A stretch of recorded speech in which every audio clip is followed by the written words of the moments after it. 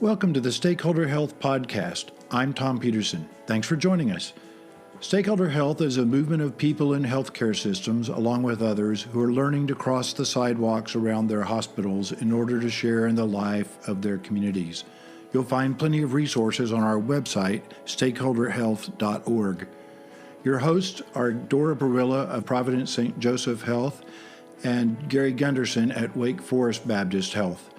Dora and Gary take turns interviewing leaders you'll want to hear from. In this episode, Gary talks with Arvind Singhal, Professor of Communication and Director of the Social Justice Initiative at the University of Texas in El Paso's Department of Communications. Arvind is a distinguished fellow at the Clinton School of Public Service in Little Rock, Arkansas, where I also teach. He's the co-author or editor of 11 books and has lectured in more than 65 countries. Arvind facilitated Stakeholder Health's 2-day workshop at the White House in 2015. Arvind and I are in the recording studios at Campbell University in Boys Creek, downtown Boys Creek, North Carolina. So for background, yes, this is a podcast for Stakeholder Health, and so the general audience for this are folks who work on the boundary between healthcare and the reality, the very complex reality of community. Most of them in the United States, but many of them have a broader imagination. Many of them have broader experiences. True. So the purpose of talking to Arvind is because you live across every possible imaginable boundary I could imagine, including being faculty at University of Texas, El Paso, which is literally on a boundary. It is. And so I've looked out your window where you work, and you can see Mexico, and you can see the complexity of the interchange that happens at boundary zones. Yes. So you've always been someone I've thought of as a boundary leader. And in this context, when we blew through El Paso, Yes, partway on our 3,400-mile Winnebago trip, looking for what works, looking Yes. for the opposite of the dominant narrative of our day, yes, which is convinced that everything's fallen apart, and we're sort of, the best we can hope for is to manage the entropic decline of our communities. yeah, And everything that you've done is the opposite of that. So we deeply resonate with the notion of positive deviance. yes, We see enormous convergence Yes. between some of the guiding thought between stakeholder health, including probably our most radical of leading causes of life. Right.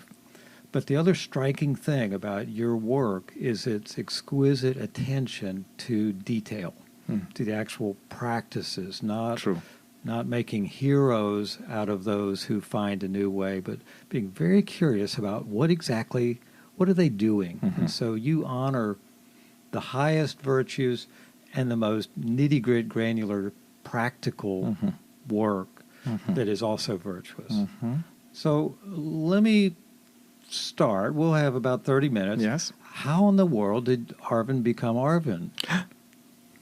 Well, there's so many different ways, Gary, of trying to answer the question. I think in part, I have to go back to my roots. I was born in a family where my father served as a railroad engineer, which means or meant that given he belonged to a very elite service of engineers, they only took a handful each year to work for the Indian National Railway System. He was constantly on the move the first 11 years of my life, and he was building track and building bridges and building yards. So Arvind had a home where his father had a home, but his father always had a home on wheels. See, we did not know this.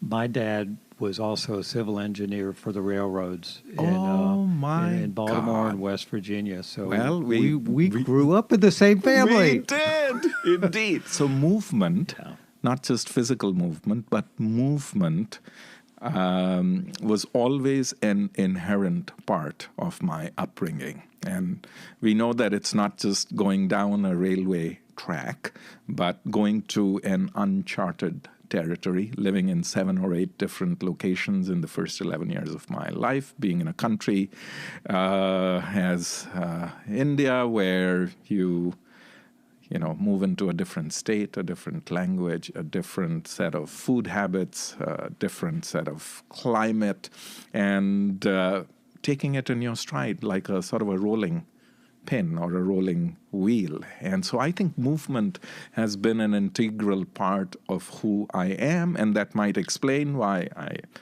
have a bachelor's degree in mechanical engineering, and then given writing and speaking and radio was part of something which I greatly enjoyed, in addition to physics and chemistry and mathematics. I came to the U.S. 36 years ago to get a Master's of Arts degree after finishing a bachelor's degree in engineering in radio, television, and film production. And that's not a path. That is a normative path. Well, Dr. Fred Smith, one of our dear friends, have always said, one time I complained to him, I said, Fred, this guy's not normal. And he said, Gary, do you have any normal friends? I said, no, come to think of it. He said, well, normal people don't do this kind of work. So you're the embodiment of that. Well, I certainly feel it has served me well to have a certain sensibility which is guided by curiosity. And that never stops. So leap to the story that many of our stakeholder folks would relate to is many of us have unusual backgrounds that have brought us into a field of health. And so we may have a business card that has the name of a hospital or a public health agency or something health-ish. But we've been formed in a more complex manner, as you've described. How did you get to the health? You're helping eliminate polio. That's about as hardcore health as you can get. It's interesting you asked that question, because in none of my business cards I have the moniker of health embosomed on a piece of paper. However, I have found myself very interested in, given the way I was trained, in message production issues. If you have a degree in radio, television, and film production, you become very interested in how messages are encoded. And then if you have a PhD in communication theory and research, you become very interested in how messages are decoded. And so the whole notion of narratives as a way to connect with people, because fundamentally with my interests in social change, my belief is that if you want to try to understand a culture, you listen to the narratives, you listen to the scripts, and if you are trying to change it, then you try to change the narrative and change the script. So in many ways, my interest in communication and my interest in change find utterance in a field that we know as health. And health, of course, very broadly construed, not just health in terms of physical well-being, which we know is vitally important, a body without a polio virus or a body inoculated with a vaccine that keeps the polio virus at bay, but also health in terms of relationships, health in terms of meaning and purpose that stems from people coming together to realize something which is bigger than their own. So I construe health with that deeper sense of, let's call them the leading causes of life. Because so many of the leading causes of life, as I construe them, are relational. Kindness, or the metaphor is love, or if it's forgiveness.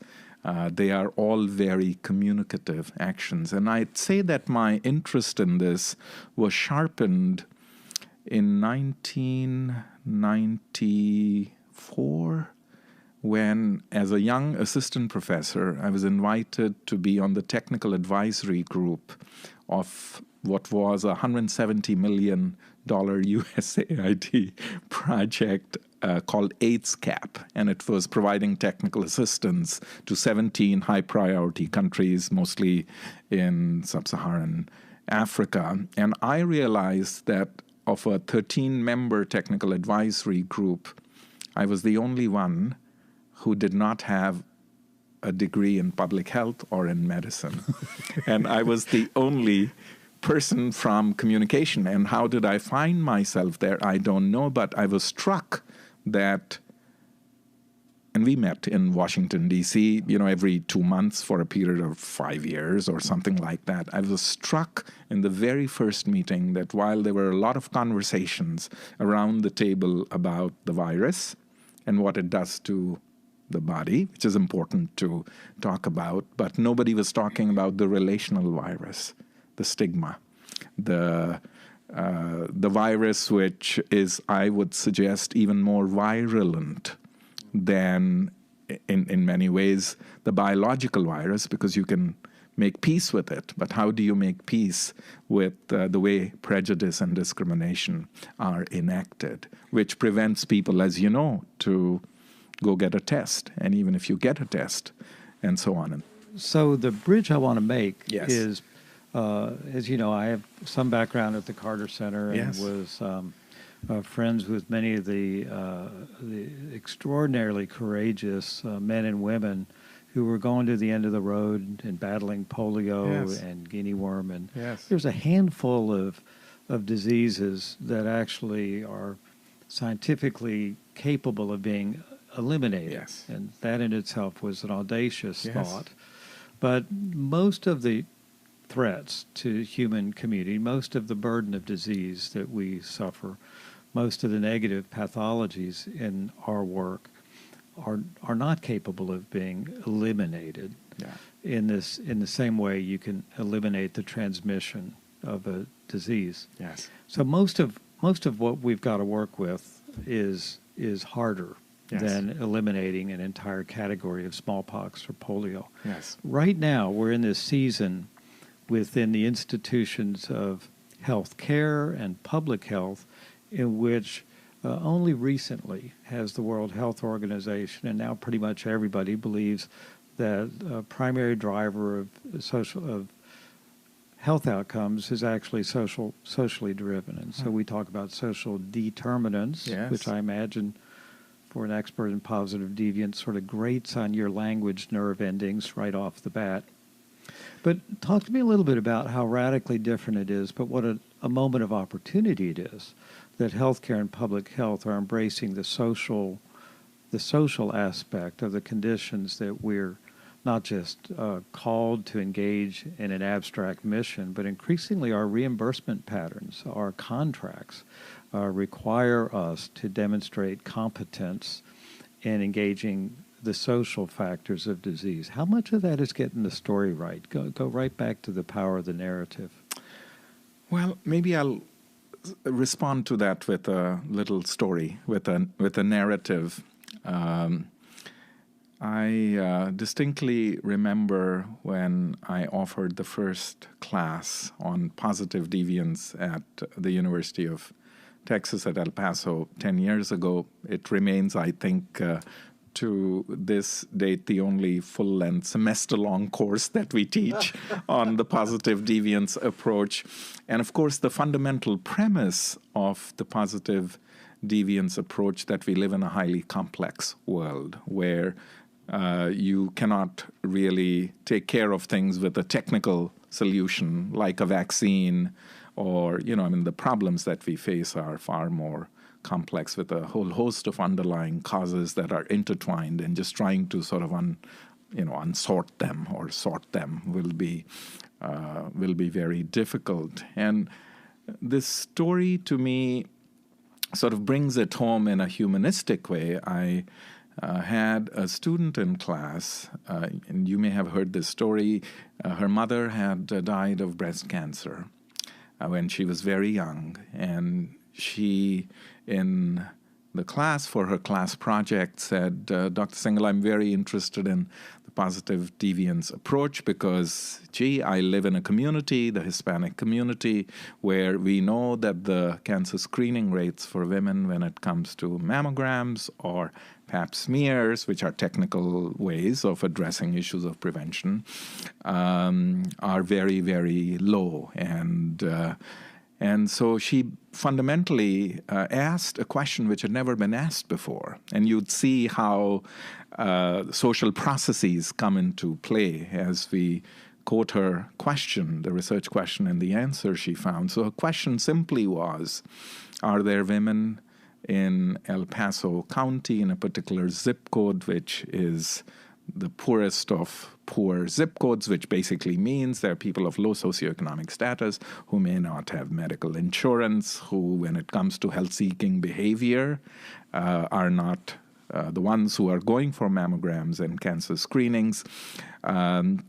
And yet, for some reason, despite those factors, social factors, demographic factors, local factors that put them at the highest of high risk, were there any women who actually had had a few cancer screenings in the past few years? And of course, those are the deviants, the positive ones, because they're not the norm. The norm is if you have those characteristics, you're not tested.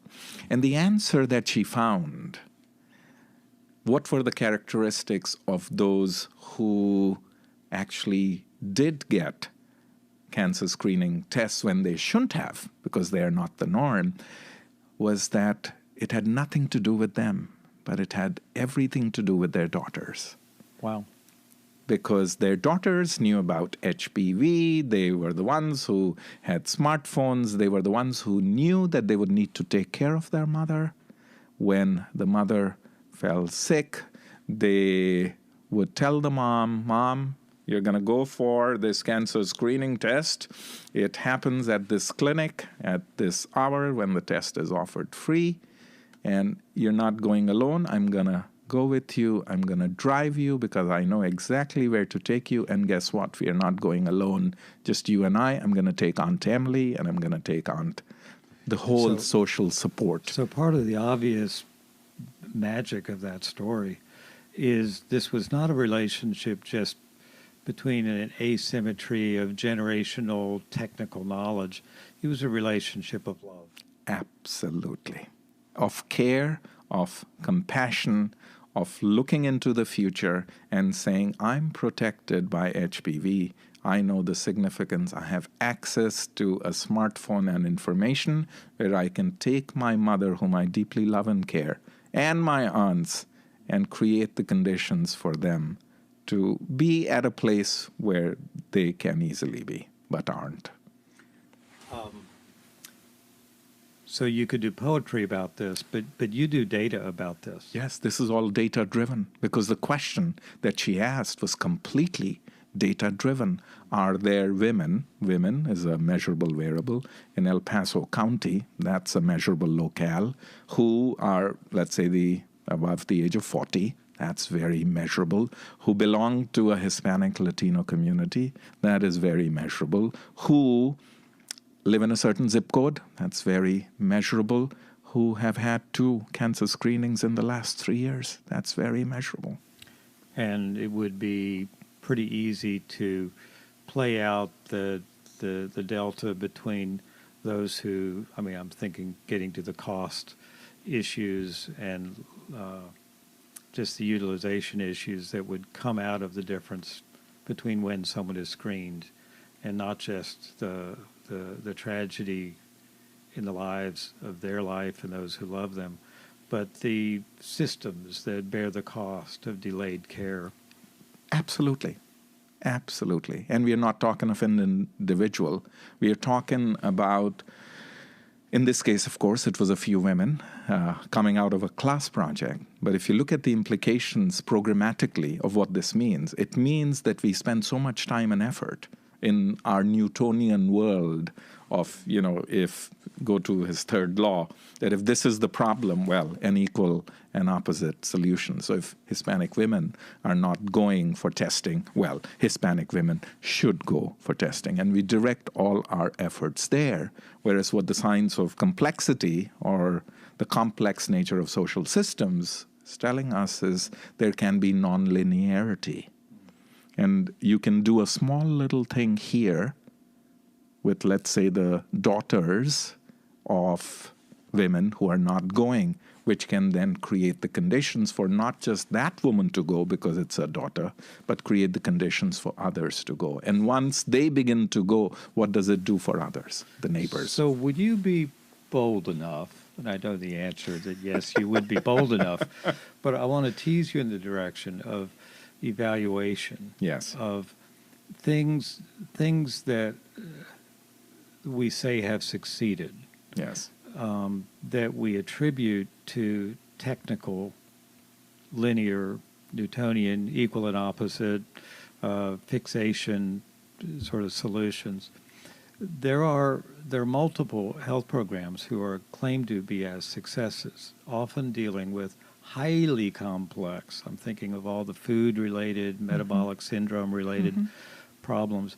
And from time to time, we'll say this project succeeded, but it'll give the credit to a technical intervention. When I suspect if you looked at the complex relationality of what was going on in that project, you would see things much like that amazing story of the students and their moms. True. And I would say, Gary, clearly it's not one against the other in any ways, because the mammogram is essential. The pap smear is essential. And they are indeed, a technical offering which creates the conditions for people to live, healthier lives by virtue of getting screened. But what makes possible a pap smear for a woman who will ordinarily never get a pap smear, or what makes possible a mammogram, is this social web of relationships nudged in a way that it can make things tip. And that insight, that narrative, comes from using data to figure out who has solved a problem when they shouldn't have, and then amplifying as a strategy, as an intervention, the narrative now that works because it is locally embedded in the conditionality of those who have actually solved the problem.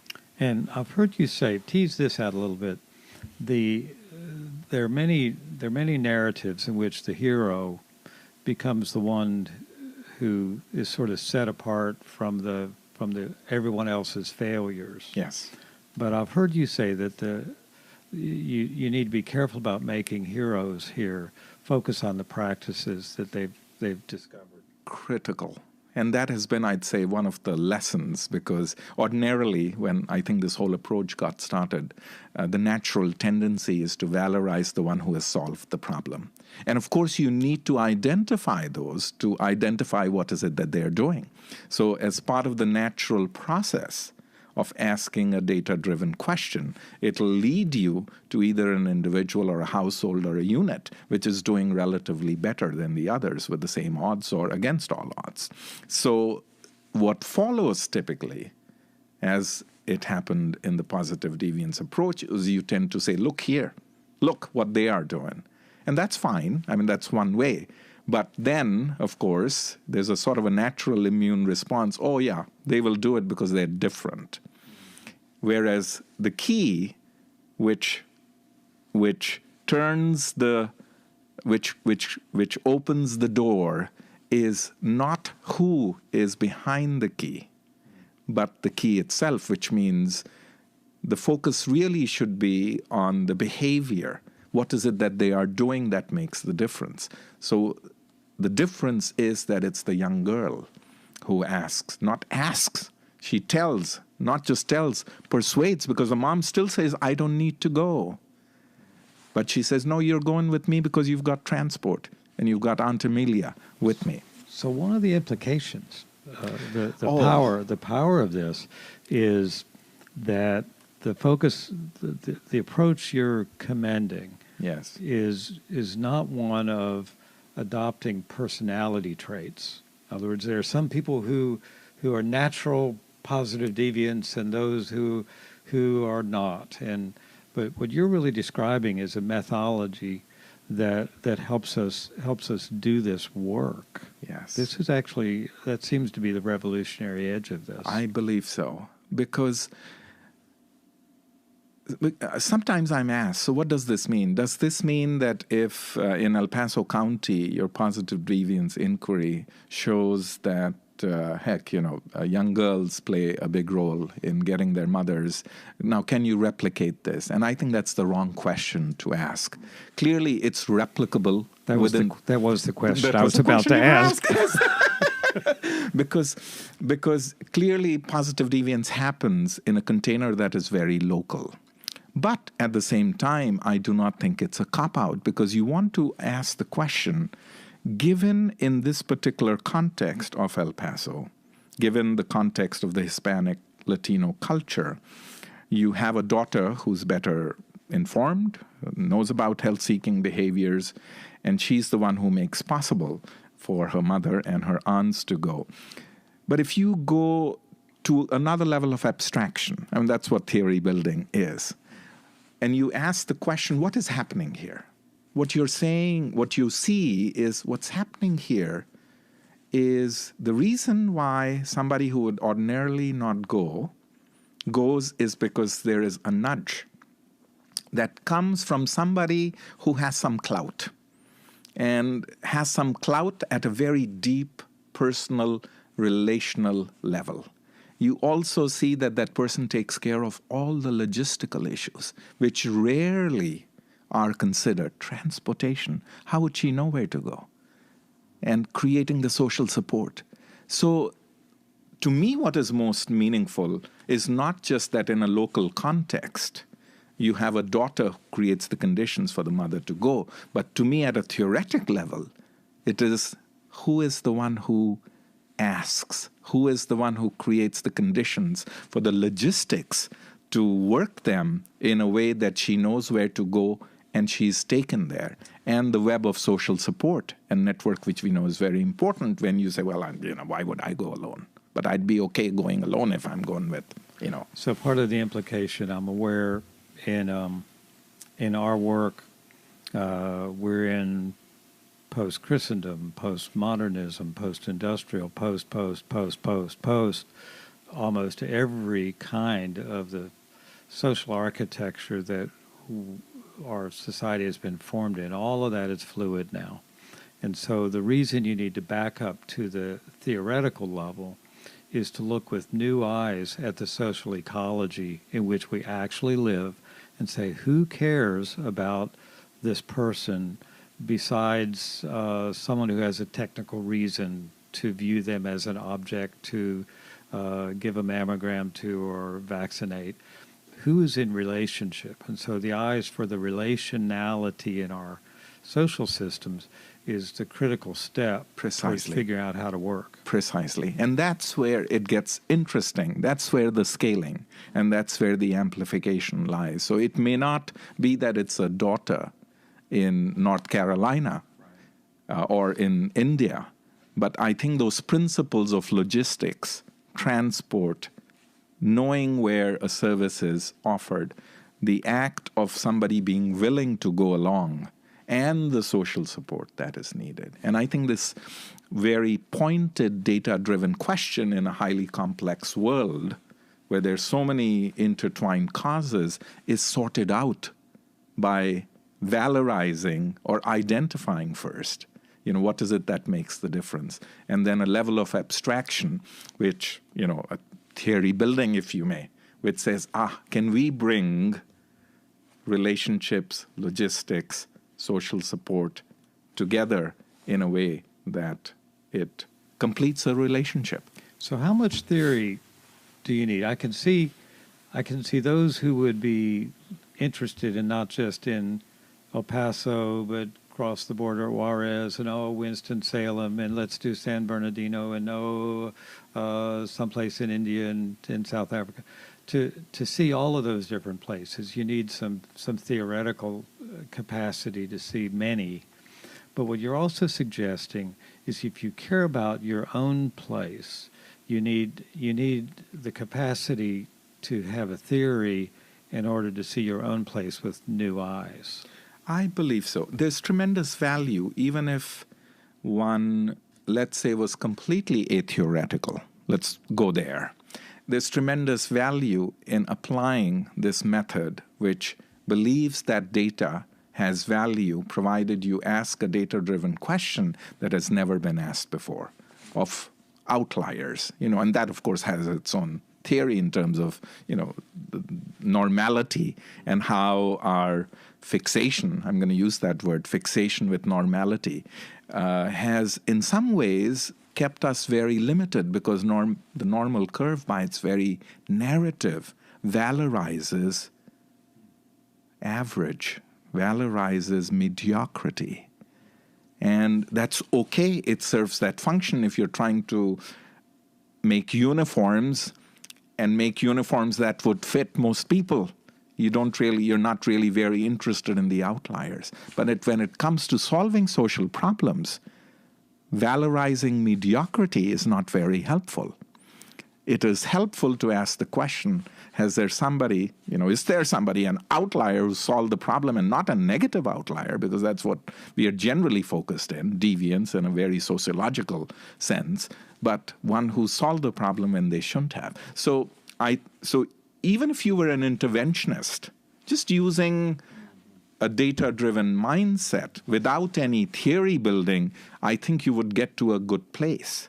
But if you can take what you find and create, what does it take for social support, logistics, nudge, relational issues to come together?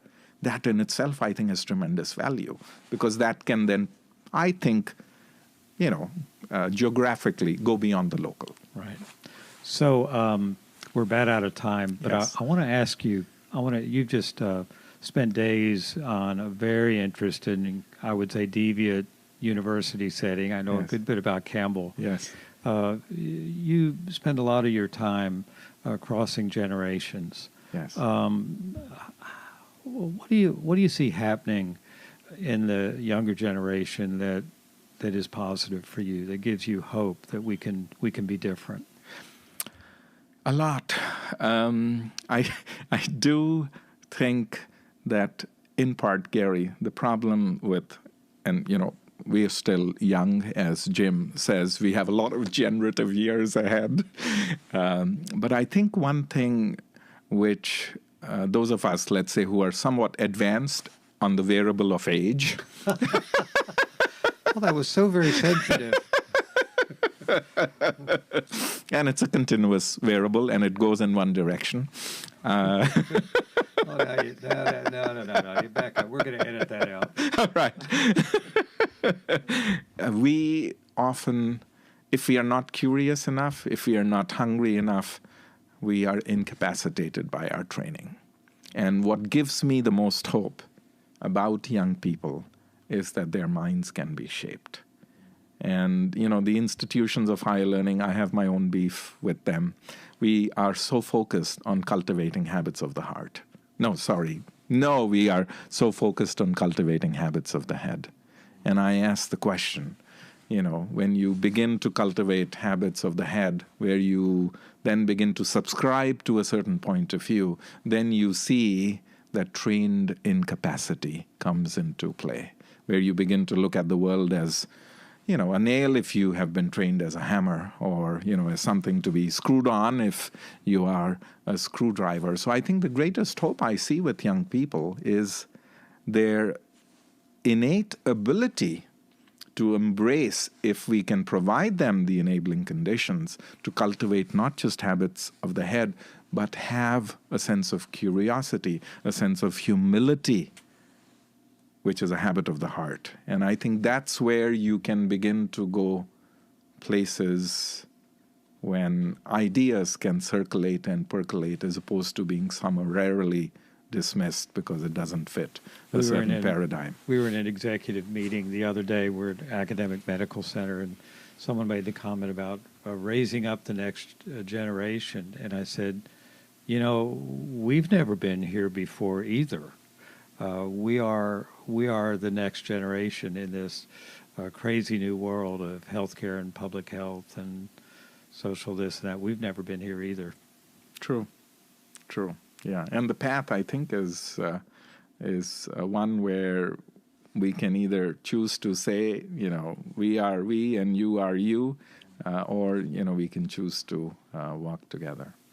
Well, I hope your dad would be thrilled to see what you've done with your railroad training in making the way smooth for many in these times. We're going to bring this to a close right now, but I know it's first of many conversations. I look forward to continuing to be in this work and seeing the convergence between your amazingly powerful theory and the practices on the ground of people who need that theory. So thank you, Arvind. Thank you, Gary. We're in it together.